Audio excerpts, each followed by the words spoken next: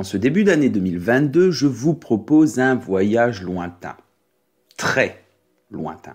Alors que le nouveau télescope spatial James Webb est arrivé au point de Lagrange L2 et que tout semble bien se passer pour le moment, nous allons revenir sur l'une des missions qui aura marqué une avancée technique sans précédent dans la recherche spatiale, les missions Voyager. Allez, jingle!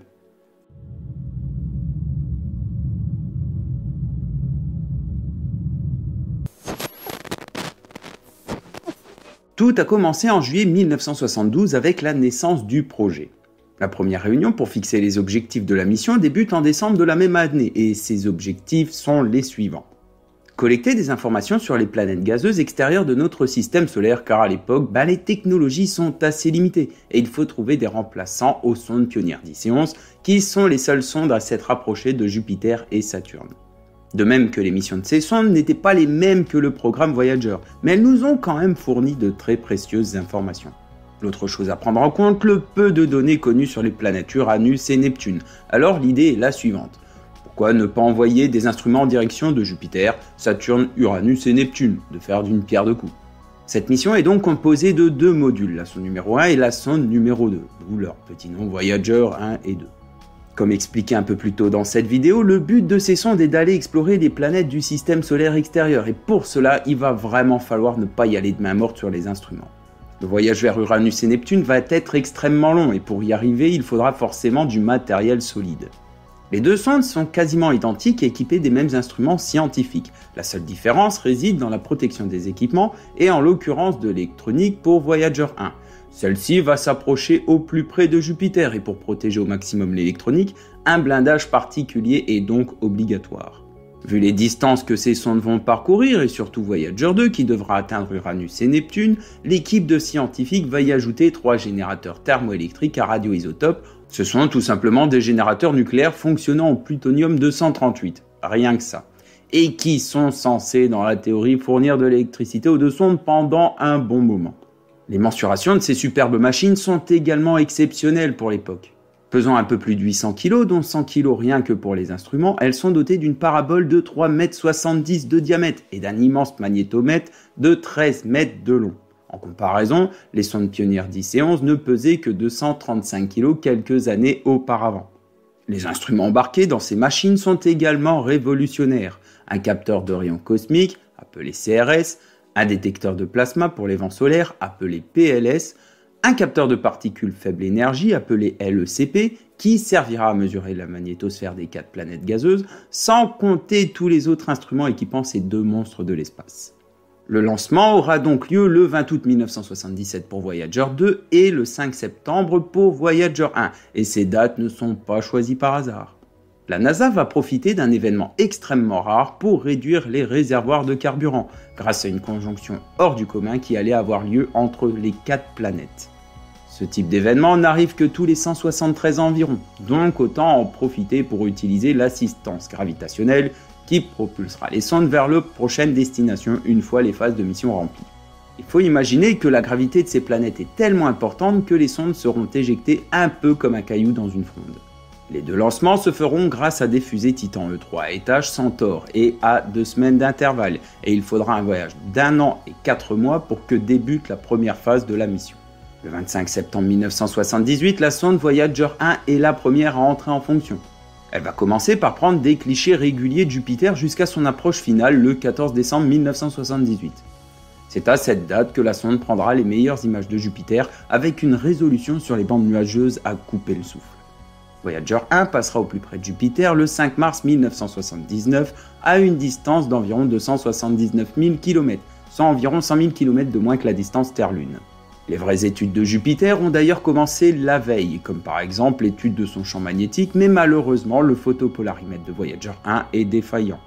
Celui-ci aurait permis d'étudier la composition atmosphérique ainsi que celle de la surface des satellites, et donc Voyager ne transmettra aucune donnée à ce sujet. La sonde survolera le 5 mars 1979 le satellite Io à une distance record de 18 400 km, ce qui a permis de constater le volcanisme présent sur ce satellite, qui est la principale et la plus impressionnante des découvertes. Elle survolera ensuite Ganymède à 112 000 km et Europe à 730 000 km, et le lendemain ce sera au tour de Callisto à 124 000 km. La sonde terminera sa mission sur Jupiter fin avril et aura pris plus de 19 000 clichés et aura contribué à la découverte de l'anneau présent autour de Jupiter, beaucoup plus ténu que Saturne, certes, mais bien présent. Elle bénéficiera ensuite de l'assistance gravitationnelle de Jupiter pour gagner en vitesse et partira en direction de Saturne. La sonde Voyager 2, quant à elle, fera son survol de Jupiter 5 mois après Voyager 1 et viendra compléter les différentes observations faites par son homologue. Elle fera également un passage sur la partie sud de la planète, survolera Europe à une altitude de 63 000 km, Ganymède 62 000 km et Callisto à 215 000 km. Elle confirmera par ailleurs le volcanisme présent sur Io et elle partira également en direction de Saturne pour un voyage qui durera presque 2 ans. En novembre 1980, Voyager 1 arrive à proximité de Saturne et le 11 novembre, elle effectuera le premier survol ultra rapproché du satellite Titan. Les scientifiques constatent alors que ce satellite est totalement recouvert d'un épais nuage opaque. Le but de la manœuvre est de vérifier si une forme de vie est possible, mais comme il est impossible de voir la surface de ce satellite dans le visible, les scientifiques feront usage de l'interféromètre IRIS ainsi que du spectromètre UVS pour déterminer les caractéristiques de l'atmosphère. Ils noteront la présence d'hydrocarbures dans l'atmosphère ainsi qu'une température avoisinant les moins 180 degrés Celsius et en concluront que la présence de vie y serait extrêmement difficile, à moins d'un miracle. Le 12 novembre, la sonde passera à 124 000 km de la planète et le programme propose l'étude des anneaux ainsi que celle des satellites Dioné, Mimas et Rhea. Une petite subtilité est à connaître au sujet de Voyager 1. Elle aurait pu être la première sonde à rencontrer Pluton, mais ce choix n'a finalement pas été retenu. Les scientifiques ont préféré essayer de percer les mystères de Titan en faisant un survol très rapproché. L'autre choix étant de survoler ce satellite à 20 000 km au lieu de 6 000 pour économiser Ergol, ce qui aurait permis un envoi sur Pluton, mais il ne faut pas oublier une chose. L'objectif principal étant les géantes gazeuses du système solaire externe, il faudra donc attendre les années 90 pour la naissance du projet New Horizons. Une fois son travail terminé, le 16 novembre, Voyager 1 se prépare pour un très long voyage. La sonde s'en alla donc en direction de la sortie du système solaire et quitta le plan de l'écliptique. On notera quand même la découverte des satellites Atlas, Prométhée et Pandore, ainsi que des Spock présents dans les anneaux de Saturne. À ce même moment, Voyager 2, elle, commence son approche de Saturne et les scientifiques vont devoir serrer les dents, car des péripéties qui auraient pu être fatales vont avoir lieu. 9 mois après le passage de Voyager 1, son binôme d'exception arrive à destination et le 26 août 1981, elle entamera son survol le plus rapproché de Saturne à une distance de 161 000 km. Elle parviendra à sonder l'atmosphère en relevant des températures variant de moins 191 degrés Celsius à moins 130 degrés Celsius. Quelques heures après ces relevés, une avarie de la plateforme orientable pose problème aux scientifiques. Au moment de la manœuvre pour orienter les instruments vers les satellites, la transmission est coupée et malheureusement des données seront perdues. Ce n'est que 24 heures plus tard que le problème est résolu et la sonde est envoyée en direction d'Uranus. On retiendra quand même de magnifiques images, mais surtout la découverte de la grande marque nuageuse hexagonale sur son pôle nord, magique et pleine de mystères à la fois. Un long voyage l'attend et il faudra à la sonde 4 ans et demi pour atteindre son nouvel objectif. C'est donc le 24 janvier 1986 que pour la première fois un engin fabriqué par l'homme arrive à proximité de la planète aux couleurs émeraude. Joli beau! Merci. Plusieurs découvertes sont à mettre sur son compte. La première, et pas des moindres, est le positionnement du pôle magnétique de la planète qui est aligné à l'axe de celle-ci, ce qui donne un axe de rotation quasiment aligné au plan de l'écliptique. Pour faire court et simple, la planète roule sur son axe, et c'est le seul cas recensé dans notre système solaire. Autre découverte, les anneaux présents autour d'Uranus sont totalement différents de ceux présents autour de Saturne. Ces anneaux étaient pourtant bien connus, car découverts en 1970, et il semblerait que ces 9 anneaux se soient formés plus récemment, soit par collision de satellites, soit par des intégrations d'objets par la force gravitationnelle qu'exerce Uranus. La sonde découvrira également 10 nouveaux satellites et prendra des photos exceptionnellement résolues d'une grande partie de la famille d'Uranus. Et elle prendra ensuite la route vers son dernier objectif, Neptune. Cette planète étrange du confin de notre système solaire est très compliquée à observer depuis la Terre et les scientifiques s'attendent donc à de nombreuses découvertes. Et ils vont être servis, mais il faudra patienter 3 ans et 3 mois pour que la sonde puisse arriver à destination. Une incroyable prouesse technique pour l'époque. Arriver à la 8e planète, non mais imaginez un peu ce truc de ouf. Les premières observations débuteront en mars 1989 avec la découverte de 10 nouveaux satellites. La sonde découvrira également des anneaux comme sur Uranus, mais composés de fines particules invisibles depuis la Terre. Il faut savoir également qu'au vu de l'éloignement de Neptune par rapport au Soleil, la sonde a pu observer pas mal de phénomènes atmosphériques, tous très intéressants. On notera par exemple la présence d'une grande tache noire qui s'avère être un énorme anticyclone, de nuages composés de cristaux de méthane, mais la plus surprenante des découvertes, des vents pouvant atteindre 2000 km/h. Eh ouais, vous avez bien entendu. Et autant dire que ça décoiffe. 25 août 1989, la sonde fait un survol du pôle nord de Neptune à une distance de 4950 km. Et c'est à ce moment-là que les données atmosphériques sont récoltées. Ce survol rapproché aura également permis de donner la période de rotation de la planète, celle-ci étant de 16 heures et 11 minutes. Pour finir son passage dans le système neptunien, la sonde survolera le satellite Triton à un peu plus de 39 000 km de la surface. Les équipes de scientifiques pourront, grâce à ce survol, mesurer le diamètre exact du satellite, car les précédentes recherches à ce sujet n'étaient pas très claires. Les données de l'époque lui donnaient un diamètre compris entre 3800 et 5000 km de diamètre, ce qui aurait fait de ce satellite un des plus gros du système solaire. Or, ce survol montrera tout le contraire et les mesures des instruments réduiront ce diamètre à 2700 km de diamètre, ce qui est déjà pas mal, je vous l'accorde. Les images qui seront transmises montrent également la faible présence de cratères, qui serait liée à la présence de volcanisme. Il est également possible qu'il y ait des geysers sur Triton. Ces geysers seraient responsables de certaines traces noires présentes sur la calotte polaire et seraient composés d'azote sublimé, mais rien n'est sûr à 100% concernant ce phénomène. Pour finir, la sonde relèvera la température la plus froide jamais observée dans le système solaire, soit moins 238 degrés Celsius.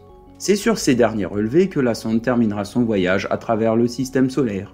Voyager 2 quittera quelques temps plus tard l'écliptique, comme ce fut le cas pour Voyager 1 9 ans plus tôt. Mais l'aventure Voyager ne s'arrêtera pas là pour autant. D'octobre à décembre 1989, les instruments jugés inutiles sont progressivement coupés pour que les scientifiques puissent récolter des données depuis l'extérieur du système solaire. Mais la suite de l'aventure nous réserve encore de nombreuses surprises. Voyager 1, étant l'objet le plus éloigné construit par l'homme, n'a pas dit son dernier mot, loin de là. Et en février 1990, à la demande du grand scientifique américain Carl Sagan, la NASA retourne la sonde pour prendre quelques ultimes clichés de ce voyage incroyable. Elle envoie une photo renversante et devenue connue sous le nom suivant. Un point bleu pâle. Cette photo a été prise à 6,4 milliards de kilomètres de la Terre et fait partie du portrait de famille du système solaire. Une série de 60 images ont été prises par la sonde pour montrer le système solaire et une fois celle-ci faite, tous les autres instruments sont également coupés. On peut se dire que ça y est, tout est fini et les sondes ont fait leur boulot. Oui, elles ont fait leur taf, mais n'ont pas terminé de nous surprendre. 14 ans ont passé et là, incroyable, en décembre 2004, l'information tombe. Voyager 1 a franchi le choc terminal, cette zone où les vents solaires sont ralentis par le milieu interstellaire. Donc non, cette petite merveille de technologie n'a pas encore dit son dernier mot. Nouvelle mission programmée, l'étude de l'héliopause et Voyager 2 quant à elle franchira le choc terminal 3 ans plus tard. Et c'est en 2012 que la sonde Voyager 1 transitera à travers l'héliopause, suivie en 2018 de Voyager 2. Que dire de plus sur ces incroyables exploits faits par ces deux sondes? De nombreuses découvertes, de nombreux kilomètres parcourus, de nombreuses années de voyage et un message de l'humanité gravé sur un disque doré pour d'éventuels êtres vivants dans d'autres systèmes planétaires. Un exploit de l'homme que de rassembler autant de données sur notre système solaire en une seule mission, et sans oublier les images à couper le souffle de nos deux protagonistes. À l'heure actuelle, Voyager 1 se situe à 23,3 milliards de kilomètres de son point de départ. Quant à son numéro 2, elle se situe à 19,4 milliards de kilomètres. Et elles continuent de filer toutes les deux à une vitesse de 60 000 km/h, en direction de l'infini spatial. Comme je l'expliquais un peu plus tôt dans cette vidéo, les sondes sont encore en état de fonctionner, sauf que Voyager 2 a eu droit à une mise en route de son mode d'urgence, suite à une défaillance de manœuvre pour prendre des mesures. Les instruments scientifiques ont dû être coupés pour mettre une priorité sur le contact avec la Terre. Les générateurs arrivent progressivement en bout de course et l'énergie commence à manquer, ce qui est normal étant donné l'âge des deux sondes, mais la fin officielle de la mission est prévue pour 2025. Mais qui sait ce que nous réserve l'avenir? Dans tous les cas, Voyager 1 et 2 auront travaillé pendant 45 ans, et au moins elles auront été largement rentabilisées. Nous pouvons d'ores et déjà nous dire qu'il est grand temps de les laisser filer vers leur prochaine destination, et en l'occurrence le centre de la Voie lactée pour Voyager 1 dans 460 millions d'années, et l'espace interstellaire pour Voyager 2.